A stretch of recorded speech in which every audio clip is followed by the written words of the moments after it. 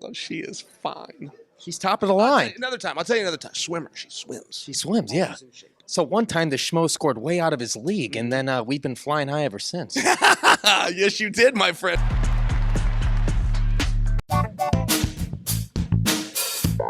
This is the Schmo with the pro, with the undefeated bad guy, the man with the biggest arms in Westland, Oregon, the best bagel delivery man west of the Mississippi River, Chael Sonnen in the flesh, Bellator 300. Just finished the press conference. How we doing? I just heard a song by a guy called Jay-Z, and he said, if you're having girl problems, I feel bad for you, son. I have 99 problems, but a girl's not one. Have you heard that song? The Schmo has, yes. I heard it for my first time yesterday. I can't quit listening to it. That is the funniest opening line of any song I have ever heard. Does Jay-Z now make Chael Sonnen's Mount Rushmore of greatest rappers of all time? I didn't know he performed. I know he's a mogul, but I thought he found people. Like he found Rihanna, for example. He found P. Diddy, for example. He used to sing himself. By the way, he really can't rap. He kind of just talks. He uses rap lyrics, but then he just speaks. But he's got a beautiful voice. He's got a beautiful wife, too, and Beyonce. The guy's scoring well. Yeah, Beyonce's a good rapper. She used to be part of something called Destiny's Child. Yeah. Hey, you know a thing or two about hip-hop. Oh, yeah. I used to follow it. But I came from a long time ago. Sir Mix-a-Lot was the top thing when I was listening. The guy that said, I like big butts. I'm trying to think of who that is. He was a great guy, too. The Heavy D. Do you remember Heavy D? Digital Underground? Yeah. Anyway, remember the guy had the nose and the little bit of a shtick? Definitely did. I think you could appreciate a guy with a gimmick. Yeah, certainly can. We appreciate you sporting the glasses full time now, too. That's exactly right, man. We look good. Certainly do. What do we do now? Where do we go from here? Where do we go from here? Let's talk. See, here's the thing. I was going to make a Helen joke. You see the glasses, and I was going, I got this girl in the song. Her name's Helen, and she likes the glasses. I was going to do this whole routine that I really, that's kind of unclassy. So I stopped. We appreciate that. I'm proud of myself. I'm proud of myself. I don't want to be that guy. Of course. Let's talk about this Bellator 300. You should see this Helen girl, though. She is fine. She's top of the line. I'll tell you another time. Swimmer. She swims. She swims, yeah. So one time the Schmo scored way out of his league, and then we've been flying high ever since. Yes, you did, my friend. Well done. I also outgrew my coverage, as the kids say. Yeah, certainly. We're staying up with the times. Let's talk about this Bellator 300. Three titles on the line. Yes. We should get into that at some point. Yes, go ahead. What? 3 titles on the line. We got our Nurmagomedov, who is undefeated, who's confident, who doesn't think anything Primus can bring to the table can scathe him. Should he be concerned? Yes, he should. He's right on everything. Look, that's a handsome young man, and he's got this wonderful family name, and he's got great support. He's got Cain Velasquez himself, who's going to be in his corner, which I, by the way, think is really cool, and I think it's cool that Scott Coker has the courage to advertise that and put it, because that's where Cain belongs, by the way. But one thing about him, he doesn't appear to understand the hardest round in sport is the semifinals. I don't care if you're talking NCAA, if you're talking Olympic Games, if you're talking the Grand Prix right here, football, basketball, baseball, any way you want to do it. Brent Primus didn't get some favor. I mean, the way Nurmagomedov was speaking to him is like he called a favor and said, hey, let me have it. Or it was a short notice replacement. This is a tournament. Brent earned this spot. Nobody gave him a damn thing. Nurmagomedov has a hard fight with a former world champion, and somebody needs to let him know. Certainly does. And obviously, he's got someone he trains with who's the 155-pound champion for the UFC. That must be the best sparring room right now in the 155-pound weight division. Those two going at it. He's got a big fight against Charles Oliveira. Charles Oliveira, he is a big-time underdog. Maybe it's 3-1 now. It was 2-1 when they initially fought. Oddsmaker got this right, Chael? They moved it to 4-1, by the way, and that was as of this. I just happened to look over at DraftKings, but I will tell you, they got it right. When they went off the first time, it was 3-1. And there was nothing competitive about that match. And it wasn't a situation, well, we didn't see him strike. Yes, we did. Wow, we didn't see him wrestle. Yes, we did. Well, we didn't see him go for submissions. Yes, we did. We saw every aspect of this fight, and it was all not only one, it was dominated by the same guy in Islam, who's now a 4-1 favorite. And I just think if you have the ability to rematch a fight that was not competitive in the least, or you have the ability to rematch a fight that was so competitive that people don't even agree with the decision. Joe Rogan was speaking about it a week ago, and of course I'm talking about bringing up Volkanovski. It seems like that's the one you would go after. But perhaps that's just me with a North American understanding. Perhaps I'm not understanding other parts of the world because that's the fight they wanted. 2 of the last 4 fights for Colby Covington have been title fights. Obviously, got the Leon Edwards fight, end of the year. Yeah. Do you think this is do or die for him? If he doesn't get the title, that might be the end of Covington in terms of schmotivation, Chael. Yeah, schmotivation, I love that. That's beautiful. Explaining Colby to people who don't know him is like a complicated riddle. You have a guy that won the interim championship, and he was interim champion. He never lost it and woke up one day and was no longer interim champion.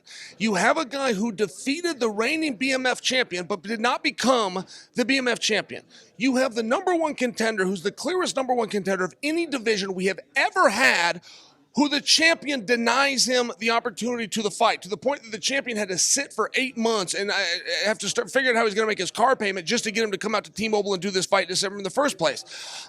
No, the time off is not going to hurt Colby. It would most guys. But Colby's not a party hound. Colby doesn't have to have 20 different women regardless of the videos that he makes. Colby doesn't have to go gambling and put things up his nose. He goes to practice every day. He's ready to fight on 5 hours notice. This because it wouldn't matter if it was 5 years notice. When you live that lifestyle, 2 a day, every day, listening to your coach and doing what he asks of you. I see Colby on social events. He's never gained a pound. I mean, I speak to that Schmo because we were talking about one of our favorite swimmers a moment ago, but it keeps you in shape, right? You're either burning the calories or you're not. Guys, their weight goes up. I look at Paddy Pimblett like that. I don't really have a problem with the fact that he wants to enjoy some food. I have a problem with the fact that it's calories in, calories out. Are you eating the food and not going to practice? When you take a look at Colby Covington, he's always in shape. He's always 5-6 pounds within the weight limit. And I only bring that to you because he's training. He takes it serious. Whether he's been competing or not, he's been doing MMA. Well, you just brought up Paddy the Batty Pimblett. Who's got more to lose in this fight, him or Tony Ferguson? Well, you know, I really like the fight, and it kind of got teased on social media. And I think if you took about 2 days and then went back and looked, a lot of people started understanding it. And I'm one of those people. I get that fight. That's a feature match. I get that it's do or die for Tony. I don't get the perspective of, well, there's nothing here to gain from Paddy Pimblett. Paddy Pimblett's had 3 or 4 fights in the UFC. I watched all of them. I am not disrespecting his opponents, but I watched the fights, and I could not produce a name of a single one of those opponents. Now he's going to take on a guy who's a perennial top 10, who for his first time in a decade is out of the top 10, who's a former title challenger and belt holder himself. It's a big deal, and there's a lot to gain here from Paddy, and it's a competition, and I really think the more that time goes on, I look at that, it's the right fight. A little bit of breaking news in this very moment right now. Ali Abdulaziz told the Schmo that Henry Cejudo, Merab Dvalishvili, he was offered that. He was offered that. It's not final. It's not final yet. I like Merab, you know. Great guy, great fighter, one of the best guys in the world. I truly believe so. Him and Henry are offered December. I don't think it's going to happen. Now the offer is in January. You know, Henry agreed, of course, because Merab is the guy to beat the fight for the title. And we're going to see. Obviously, Henry's been offered that, and he's accepted that. Mm-hmm. If that's the case, who does Suga Sean fight? Is it Marlon Cheeto Vera? Is it Aljamain Sterling? Is it got to be one of those 2 names, yeah? Vera is the fight. And they were looking to do that in December. Now the cans got kicked. It's going to be early next year, maybe even January. It's going to be real early next year. No later than February, but I think a January date. I like that, and I'll tell you why I like it. Henry Cejudo, for a period of time, as great as he was, didn't want to fight with a lot of guys. He wanted to walk right into Volkanovski. That would have given him, first off, a full pass if you get beat. It's a new weight class with the absolute best guy, and you've been off for a while. Second off, though, if he would have won, it would have made him a champion. Is he going to drop the belt? Is he going to leave? The question really is on Henry.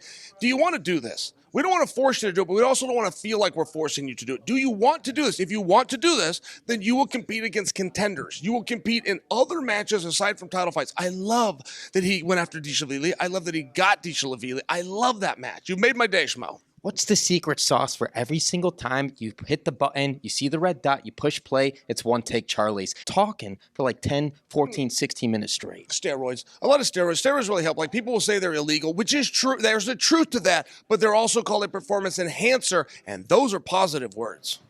We'll get you out of here on this. Dillon Danis, does he officially show up next week against Logan Paul? Yes, he does, but I would not blame him if he did not. I realize that that's been hanging over this entire fight because the KSI fell apart. Dillon has never told the world why that fight fell apart, which I think you would fully understand if he ever did. Secondly, I mean, they put a $100,000 clause in there. They brought in Mike Perry. They made it a co-main event just in case. Like, I know that's hanging over it. It has nothing to do with the competition. They need to drop those lawsuits. That's a crap move. That's a scumbag move. I do not think of Logan as a scumbag. That move is a scumbag move. Hey, if Dillon Danis wins, they drop the lawsuits. How about that? Well, if that's what you got to do, but my God, what if he loses? Now you're going to take his money. He's taking an opportunity. You're going to embarrass him for life. Oh, and by the way, you're going to see him in court. It's the wrong thing to do. Final message for all the Chael Sonnen fans out there worldwide. Okay, here's the thing. I like the Pauls. And that's a perfectly pretty girl. She's not my type. I'm into boobs. I'm into ass. I'm not into that. She's saying that her reputation was hurt. I don't know her name. I know what she looks like half naked. I know a whole bunch of dudes' names that she's been with. I don't know her name. There wasn't a reputation to damage. That's within her head. And I'm not trying to be a jerk about it, but the most famous thing about her is that she's engaged to Logan Paul. What is this lawsuit about? There it is. He's the pro. I'm the Schmo. San Diego. Bellator 300. We're out.